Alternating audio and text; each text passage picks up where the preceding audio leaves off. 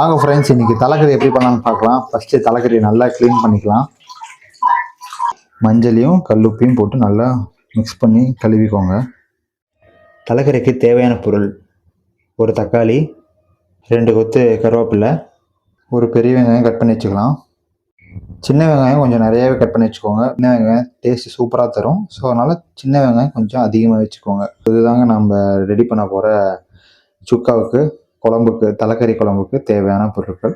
First அடுப்பு பற்ற வச்சுக்கோங்க. குக்கரை வச்சுட்டு நல்லா குக்கர் கொஞ்சோண்டு காஞ்சதுக்கப்புறம் எண்ணெய் அதில் ஊற்றலாம். எண்ணெய் சூடானதுக்கப்புறம் இப்போது சோம்பு, பட்டை, கிராம்பு லைட்டாக போட்டுக்கலாங்க. அடுத்தது கட் பண்ண கருவேப்பிலை, சின்ன வெங்காயம், பெரிய வெங்காயம்.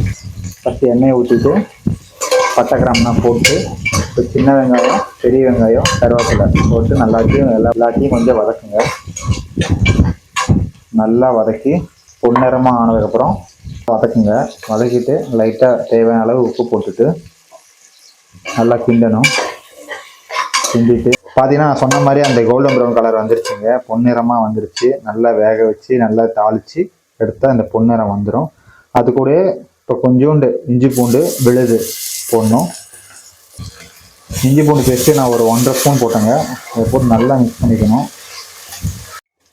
இப்போ இஞ்சி பூண்டு பேஸ்ட்டு வாசம் போனதுக்கப்புறம் 1 ஸ்பூன் மிளகாத்தூள் போட்டுக்கோங்க. அதை நல்லா மிக்ஸ் பண்ணிக்கோங்க மிளகாத்தூளை.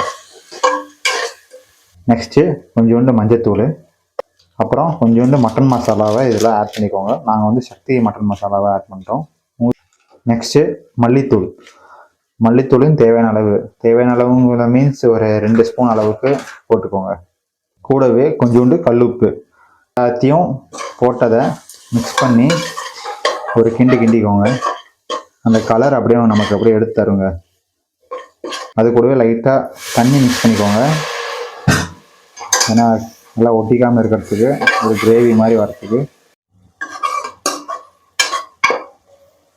நம்ம போட்ட மசாலாலேருந்து அந்த எண்ணெய் திரிஞ்சு வெளியே வந்துருச்சுங்க. பார்க்கவே செம்மையாக இருக்குல்ல. அது கூடவே இப்போ கட் பண்ணி வச்ச தக்காளியை ஆட் பண்ணிக்கலாம். ஒரு தக்காளி போதுங்க.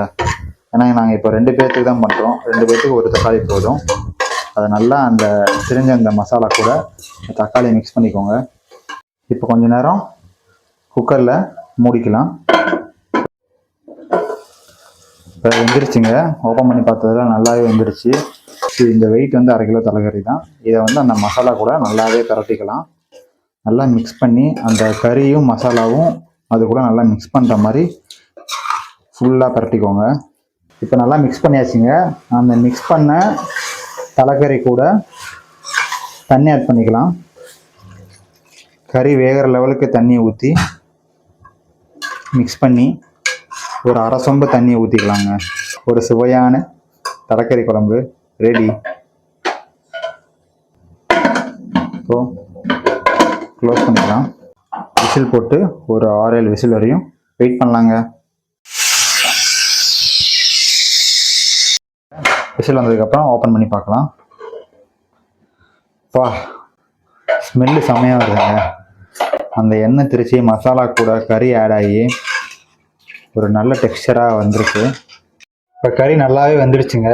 ஸோ வெந்ததுக்கப்புறம் 1/4 மூடி தேங்காவை அரைச்சி ஊற்றிக்கலாம். அதுதான் ஒரு கிரேவிக்கு நல்ல ஒரு டெக்ஸ்சரை தரும். இப்போ அரைச்சி வச்ச தேங்காவை அதில் ஆட் பண்ணியாச்சு.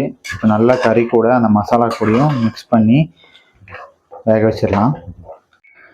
லாஸ்ட்டாக நம்ம செஃப்பாகவே ஃபீல் பண்ணுற மாதிரி லைட்டாக மேலே கொத்தமல்லியை அப்படியே மேலாப்பில் தூவி விட்டுடலாம்.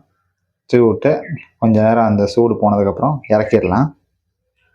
சூடான இட்லியும் சூடான தலைக்கறி குழம்பும் வச்சு சாப்பிட்டா வேறு லெவலுங்க.